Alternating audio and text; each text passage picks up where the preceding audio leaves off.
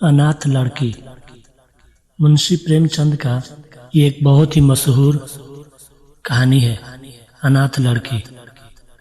तो कहानी ऐसा है, सेठ पुरुषोत्तम दास पूना की सरस्वती पाठशाला का मुआयना करने के बाद बाहर निकले तो एक लड़की ने दौड़कर उनका दामन पकड़ लिया।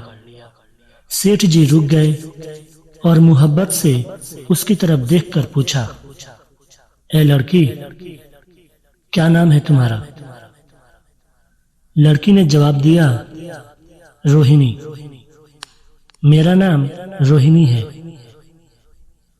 सेठ जी ने उसे गोद में उठा लिया और बोले, तुम्हें कुछ इनाम मिला क्या? लड़की ने उनकी तरफ बच्चों जैसी गंभीरता से देखकर कहा, तुम चले जाते हो, मुझे रोना आता है, मुझे भी साथ लेते चलो। सेठ जी ने हंसकर कहा, मुझे बड़ी दूर जाना है, तुम कैसे चलोगी मेरे साथ? रोहिणी ने प्यार से उनकी गर्दन में हाथ डाल दिया और बोली, जहां तुम जाओगे वहीं मैं भी चलूंगी, मैं तुम्हारी बेटी होंगी। मदरसे के अफसर ने आगे बढ़कर कहा, इसका बाप साल भर पहले नहीं रहा, इसका बाप गुजर चुका है। माँ कपड़े सीती है, बड़ी मुश्किल से इसके घर का गुजर बसर होता है।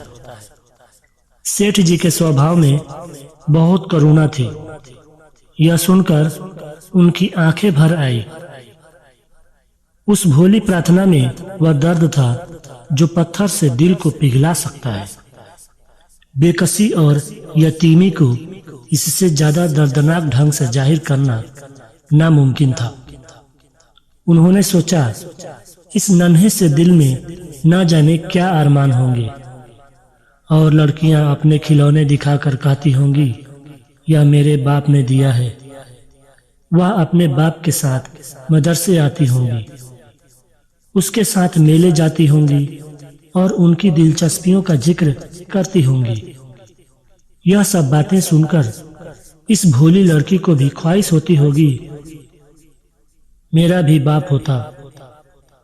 माँ की मोहब्बत में गहराई और आत्मिकता होती है जिसे बच्चे समझ नहीं सकते। बाप की मोहब्बत में खुशी और बचाव जिसे बच्चे खूब समझते हैं।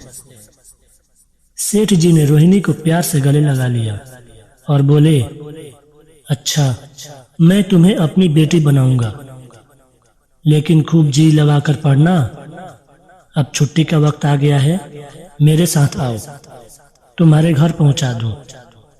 यह कहकर उन्होंने रोहिणी को अपनी मोटर कार में बिठा लिया। रोहिणी ने बड़े इत्मीनान और गर्व से अपनी सहेलियों की तरफ देखा। उसकी बड़ी बड़ी आंखें खुशी से चमक रही थी और चेहरा चांदनी रात की तरह खिला हुआ था। सेठ ने रोहिणी को बाजार की खूब सैर कराई और कुछ उसकी पसंद से, कुछ अपनी पसंद से बहुत सी चीजें खरीदी। यहाँ तक कि रोहिणी बातें करते करते कुछ थक सी गई और खामोश हो गई। उसने इतनी चीजें देखी और इतनी बातें सुनी कि उसका जी भर गया। शाम होते होते रोहिणी के घर पहुंचा और मोटर कार से उतरकर रोहिणी को अब कुछ आराम मिला। दरवाजा बंद था। उसकी माँ किसी ग्राहक के घर कपड़े देने गई थी। रोहिणी ने अपने तोहफों को उलटना पलटना शुरू किया। खूबसूरत रबड़ के खिलौने, चीनी की गुड़ियां जरा दबाने से चू चू करने लगती और रोहिणी यह प्यारा संगीत सुनकर फूली ना समाती थी। रेशमी कपड़े और रंग बिरंगी साड़ियों की कई बंडल थे, लेकिन मखमली बूटे की गुलकारियों ने उसे खूब लुभाया था। उसे उन चीजों के पाने की जितनी खुशी थी, उससे कहीं ज्यादा उन्हें अपनी सहेलियों को दिखाने की बेचैनी थी। सुंदरी के जूते अच्छे सही, लेकिन उनमें ऐसे फूल कहाँ हैं? ऐसी गुड़िया उसने कभी देखी भी ना होंगी। इन ख्यालों से उसके दिल में उमंग भर आई और वह अपनी मोहिनी आवाज में एक गीत गाने लगी। सेठ जी दरवाजे पर खड़े इन पवित्र दृश्य का हार्दिक आनंद उठा रहे थे। इतने में रोहिणी की मां रुक्मणी कपड़ों की एक पोटली लिए हुए आती दिखाई दी। रोहिणी ने खुशी से पागल होकर एक छलांग भरी और उसके पैरों से लिपट गई। रुक्मणी का चेहरा पीला था, आंखों में हसरत और बेकसी छिपी हुई थी। गुप्त चिंता का सजीव चित्र मालूम होते थे, जिसके लिए जिंदगी में अब कोई सहारा नहीं था। मगर रोहिणी को जब उसने गोद में उठाकर प्यार से चूमा, जरा देर के लिए उसकी आंखों में उम्मीद और जिंदगी की झलक दिखाई दी। मुरझाया हुआ फूल खिल गया। बोली, आज तू इतनी देर तक कहाँ रही? मैं तुझे ढूंढने पाठशाला गई थी। रोहिणी ने हुमक कर कहा, मैं मोटर कार पर बैठकर बाजार गई थी। वहां से बहुत अच्छी अच्छी चीजें लाई हूँ। यह देखो कौन खड़ा है। माँ ने सेठ जी की तरफ ताका और लजाकर सिर झुका लिया। बरामदे में पहुंचते ही रोहिणी की माँ की गोद से उतरकर सेठ जी के पास गई और अपनी माँ को यकीन दिलाने के लिए भोलेपन से बोली, क्यों, तुम मेरे बाप हो ना? सेठ जी ने उसे प्यार करके कहा, हाँ, तुम मेरी बेटी हो। रोहिणी ने उनसे मुंह की तरफ याचना भरी आंखों से देखकर कहा, अब तुम रोज यहीं रहा करोगे। सेठ जी ने उसके बाल सुलझाकर जवाब दिया, मैं यहाँ रहूंगा तो काम कौन करेगा? मैं कभी कभी तुम्हें देखने यहाँ आया करूंगा, लेकिन वहां से तुम्हारे लिए बहुत अच्छी अच्छी चीजें भी भेजूंगा। रोहिणी कुछ उदास सी हो गई।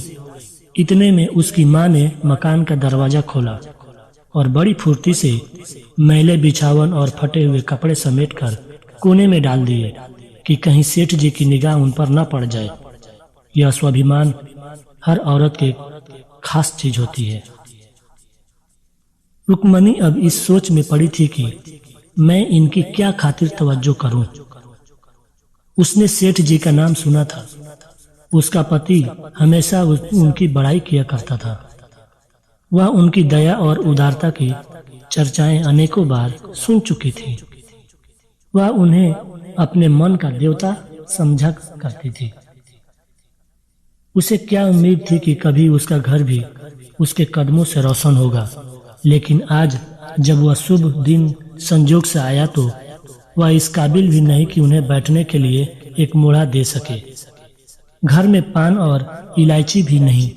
वह अपने आंसुओं को किसी तरह न रोक सके। आखिर जब अंधेरा हो गया और पास के ठाकुर द्वारे से घंटों की और नगाड़ों की आवाजें आने लगी तो उन्होंने जरा ऊंची आवाज में कहा, भाई जी, अब मैं जाता हूँ। मुझे अभी यहाँ बहुत काम करना है। मेरी रोहिणी को कोई तकलीफ न हो। मुझे जब मौका मिलेगा उसे देखने आऊंगा। उसके पालने पोसने का काम मेरी जिम्मेदारी है और मैं उसे बहुत खुशी से पूरा करूंगा। उसके लिए अब तुम कोई फिक्र मत करना। मैंने उसका वजीफा बांध दिया है और यह उसकी पहली किस्त है। यह कहकर उन्होंने अपना खूबसूरत बटुआ निकाला और रुक्मणी के सामने रख दिया। गरीब औरत की आंखों में आंसू जारी थे। उसका जी बरबस चाहता था कि उसके पैरों को पकड़कर खूब रोए। आज बहुत दिनों के बाद एक सच्चे हमदर्द की आवाज उसके मन में आई है। जब सेठ जी चले तो उसने दोनों हाथों से प्रणाम किया। उसके हृदय की गहराइयों से प्रार्थना निकली, आपने बस एक बेबस पर दया की है। अल्लाह आपको इसका बदला दे। दूसरे दिन रोहिणी स्कूल गई तो उसकी बाकी सज धज आंखों में खूबी जाती थी और उसकी सहेलियां उसकी एक एक चीज को आश्चर्य से देखती और ललचाती थी। अच्छे कपड़ों से कुछ स्वाभिमान का अनुभव होता है। आज रोहिणी वह गरीब लड़की नहीं रही जो दूसरों की तरफ विवश आंखों से देखा करती थी। आज उसकी एक एक क्रिया से सहसोचित गर्व और चंचलता टपकती थी। और उसकी जबान एक दम के लिए भी न रुकती थी। कभी मोटर कार की तेजी का जिक्र करती, कभी बाजार की दिलचस्पियों का बयान, कभी अपनी गुड़ियों के कुशल मंगल को चर्चा और कभी अपने बाप की मोहब्बत की दास्तान सुनाती थी। दिल था कि उमंगों से भरा हुआ था। एक महीने बाद सेठ पुरुषोत्तम दास ने रोहिणी के लिए फिर तोहफे और रुपए रवाना किए। बेचारी विधवा को उनकी कृपा से जीविका की चिंता से छुट्टी मिली। वह भी रोहिणी के साथ पाठशाला आती और दोनों माँ बेटियां एक ही दर्जे के साथ पढ़ती थी। लेकिन रोहिणी का नंबर हमेशा माँ से अव्वल रहा। सेठ जी जब पूना की तरफ से निकलते तो रोहिणी को देखने जरूर आते और उनका आगमन उसकी प्रसन्नता और मनोरंजन के लिए महीनों का सामान इकट्ठा कर देते। इसी तरह कई साल गुजर गए और रोहिणी ने जवानी के सुनहरे हरे भरे मैदान पर पैर रखा, जबकि बचपन की भोली भाली अदाओं में एक खास मतलब और इरादों का दखल होता है। रोहिणी अब आंतरिक और बाहरी सुंदरता में अपनी पाठशाला की रौनक थी। हाव भाव में आकर्षक गंभीरता, बातों में गीत का सा खिंचाव और गीत सा आत्मिक रस था। कपड़ों में रंगीन सादगी, आंखों में लाज संकोच, विचारों में पवित्रता थी। सेठ जी के बड़े बेटे नरोत्तम दास कई साल तक अमेरिका और जर्मनी की यूनिवर्सिटियों की खाक छानने के बाद इंजीनियरिंग विभाग में कमाल हासिल करके वापस आए थे। अमेरिका के सबसे प्रतिष्ठित कॉलेजों में उन्होंने सम्मान का पद प्राप्त किया था। अमेरिका के एक अखबार हिंदुस्तानी नौजवान की इस शानदार कामयाबी पर चकित थे। उन्हीं का स्वागत करने के लिए बंबई में एक बार बड़ा जलसा किया गया था। इस उत्सव में शरीक होने के लिए लोग दूर दूर से आए थे। सरस्वती पाठशाला को भी निमंत्रण मिला और रोहिणी को सेठानी जी ने विशेष रूप से आमंत्रित किया। पाठशाला में हफ्तों तैयारियां हुई। रोहिणी को एक दम के लिए भी चैन नहीं था। यह पहला मौका था कि उसने अपने लिए बहुत अच्छे अच्छे कपड़े बनवाए। रंगों के चुनाव में वह मिठास थी, काट छाट में वह फवन जिससे उसकी सुंदरता चमक उठी। सेठानी कौशल्या देवी उसे लेने के लिए रेलवे स्टेशन पर मौजूद थी। रोहिणी गाड़ी से उतरते ही सेठानी के पैरों की तरफ झुकी, लेकिन उन्होंने उसे अपने सीने से लगा लिया और इस तरह प्यार किया कि जैसे वह उन्हीं की बेटी है। वह उसे बार बार देखती थी और आंखों से गर्व और प्रेम टपक पड़ता था। इस जलसे के लिए ठीक समंदर के किनारे एक हरे भरे सुहावने मैदान में एक लंबा चौड़ा सामियाना लगाया गया था। एक तरफ आदमियों का समुंदर उमड़ा हुआ था तो वहीं दूसरी तरफ समुंदर की लहरें उमड़ रही थी, मानो ऐसा कि वह समंदर भी खुशी में शरीक थी। जब उपस्थित लोगों ने रोहिणी बाई के आने की खबर सुनी तो हजारों आदमी उसे देखने के लिए खड़े हो गए। यही तो वह लड़की है जिसने अब की शास्त्री की परीक्षा पास की है। जरा उसके दर्शन करने चाहिए। अब भी इस देश की स्त्रियों में ऐसे रत्न मौजूद हैं। भोले भाले देश प्रेमियों में इस तरह की बातें होने लगी। शहर की कई प्रतिष्ठित महिलाओं ने आकर रोहिणी को गले लगाया और आपस में उसके सुंदरता और उसके कपड़ों की चर्चा होने लगी। आखिर मिस्टर पुरुषोत्तम दास तशरीफ लाए। हालांकि वह बड़ा शिष्ट और गंभीर उत्सव था, लेकिन उस वक्त दर्शन की उत्कंठा पागलपन की हद तक जा पहुंची थी। एक भगदड़ सी मच गई। कुर्सियों की कतारें गड़बड़ हो गई। कोई कुर्सी पर खड़ा हुआ, कोई उसके हाथों पर। कुछ मनचले लोगों ने सामियानों की रस्सियां पकड़ी और उन पर जा लटके। कई मिनट तक यही तूफान मचा रहा। कहीं कुर्सियां टूटी, कहीं कुर्सियां उल्टी, कोई किसी के ऊपर गिरा, कोई नीचे। ज्यादा तेज लोगों में धौल धप्पा होने लगा। तब बीन की सुहानी आवाजें आने लगी। रोहिणी ने अपनी मंडली के साथ देश प्रेम में डूबा हुआ गीत शुरू किया।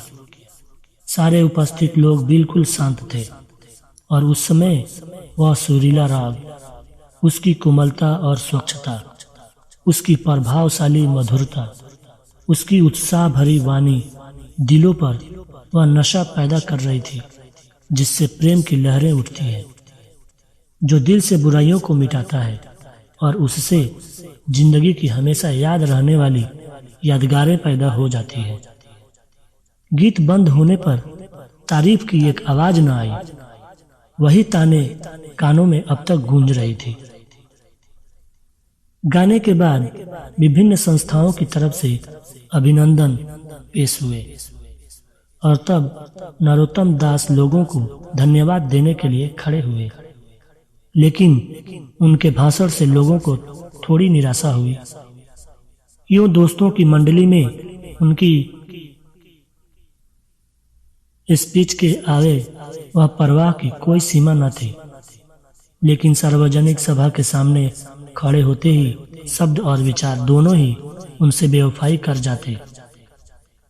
उन्होंने बड़ी बड़ी मुश्किल से धन्यवाद के कुछ शब्द कहे और तब अपनी योग्यता की लज्जित स्वीकृति के साथ अपनी जगह पर बैठे। कितने ही लोग उनकी योग्यता पर ज्ञानियों की तरह सिर हिलाने लगे।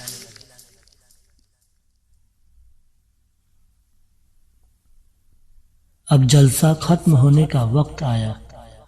वह रेशमी हार जो सरस्वती पाठशाला की ओर से भेजा गया था, मेज पर रखा हुआ था। उसे हीरो के गले में कौन डाले? प्रेसिडेंट ने महिलाओं की पंक्ति की ओर नजर दौड़ाई। चुनने वाली आंख रोहिणी पर पड़ी और ठहर गई। रोहिणी की दिल की धड़कनें बढ़ने लगी, लेकिन उत्सव के सभापति के आदेश का पालन आवश्यक था। वह सर झुकाए मेज के पास आई और कांपते हाथों से हार को उठा लिया। एक क्षण के लिए दोनों की आंखें मिली और रोहिणी ने नरोत्तम दास के गले में हार डाल दिया। दूसरे दिन सरस्वती पाठशाला के मेहमान विदा हुए, लेकिन कौशल्या देवी ने रोहिणी को न जाने दिया। बोली, रोहिणी, अभी तुम्हें देखने से जी नहीं भरा। तुम्हें यहाँ एक हफ्ता रहना होगा। आखिर मैं भी तो तुम्हारी माँ हूँ। एक माँ से तुम इतना प्यार करती हो, एक माँ से तुम इतना प्यार करती हो और दूसरी माँ से इतना अलगाव क्यों? रोहिणी कुछ जवाब न दे सकी। यह सारा हफ्ता कौशल्या देवी ने उसकी विदाई की तैयारियों में खर्च किया। 7वें दिन उसे विदा करने के लिए स्टेशन तक लाई।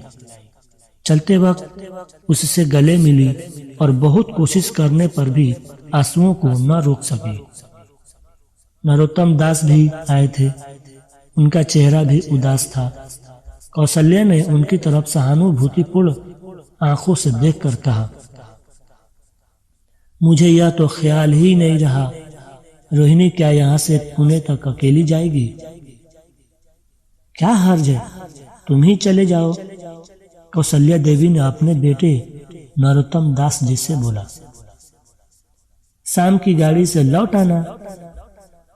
नरोत्तम दास जी के चेहरे पर खुशी की लहर दौड़ गई, जो इन शब्दों में न छिप सकी। अच्छा, मैं ही चला जाऊंगा। वह इस फिक्र में थे कि देखे विदाई की बातचीत का मौका भी मिलता है या नहीं। अब वह खूब जी भरकर अपना दर्द दिल सुनाएंगे और मुमकिन हुआ तो उस लाज संकोच को जो उदासीनता के पर्दे में छिपी हुई है मिटा देंगे।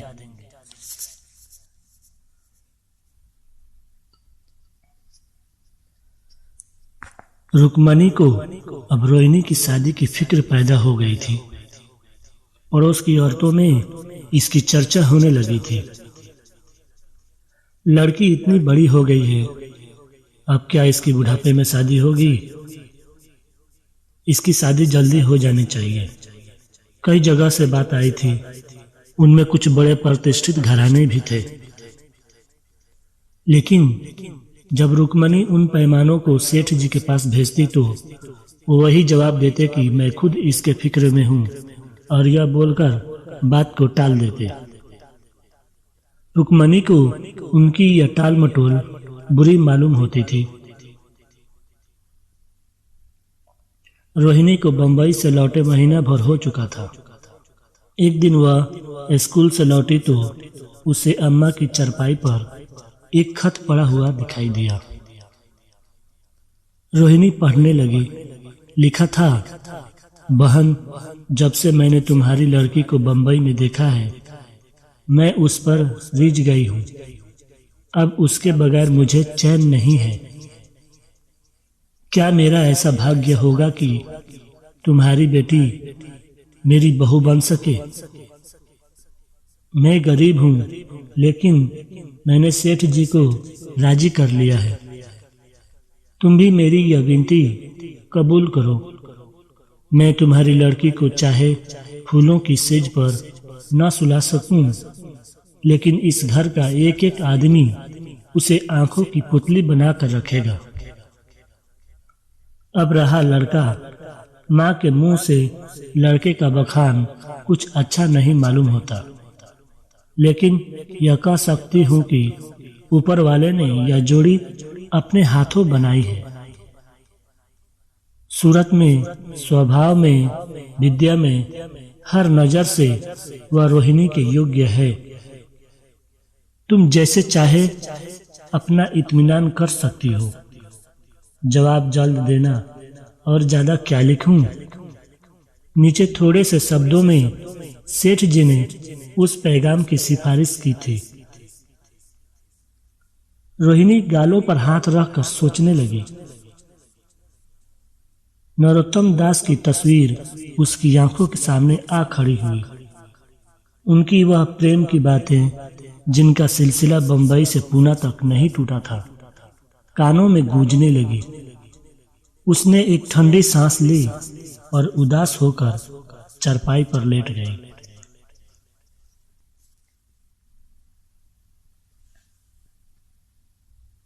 सरस्वती स्कूल में एक बार फिर सजावट और सफाई के नजर दिखाई दे रहे हैं।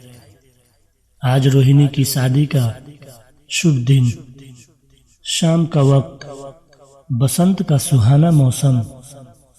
स्कूल के दरो दीवार मुस्कुरा रहे हैं और हरा भरा बगीचा फूला नहीं समाता। चांद अपनी बारात लेकर पूरब की तरफ से निकला। उसी वक्त मंगलाचरण का सुहाना राग उस रूपहली चांदनी और हल्के हल्के हवा के झोंकों में लहरें मारने लगा। दूल्हा आया। उसे देखते ही लोग हैरत में आ गए। यह नरोत्तम दास थे। दूल्हा मंडप के नीचे गया। रोहिणी की माँ अपने को रोक न सकी। उसी वक्त जाकर सेठ जी के पैर पर गिर पड़ी। रोहिणी की आंखों से प्रेम और आनंद के आंसू बहने लगे। मंडप के नीचे हवन कुंड बना था। हवन शुरू हुआ। खुशबू की लपेटें हवा में उठी और सारा मैदान महक गया। लोगों के दिलो दिमाग में ताजगी की उमंग पैदा हुई। फिर संस्कार की बारी आई। दूल्हा और दुल्हन ने आपस में हमदर्दी, जिम्मेदारी और वफादारी के पवित्र शब्द अपनी जबानों से कहे।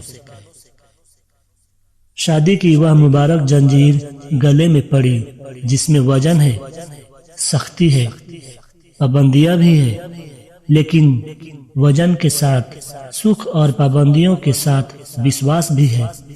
दोनों दिलों में उस वक्त एक नई बलवान आत्मिक शक्ति की अनुभूति हो रही थी। जब शादी की रस्में खत्म हो गईं तो नाच गाने की मजलिस का दौर आया। मोहक गीत गूंजने लगे। सेठ जी थक कर चूर हो गए थे। जरा दम लेने के लिए बगीचे में जाकर एक बेंच पर बैठ गए। ठंडी ठंडी हवा आ रही थी। एक नशा सा पैदा करने वाली शांति चारों तरफ छाई हुई थी। उसी वक्त रोहिणी उनके पास आई और उनके पैरों से लिपट गई। सेठ जी ने उसे उठाकर गले लगा लिया और हंसकर बोले, क्यों, अब तो तुम मेरी बेटी हो गई ना, अब खुशी से अपना जीवन बिताओ।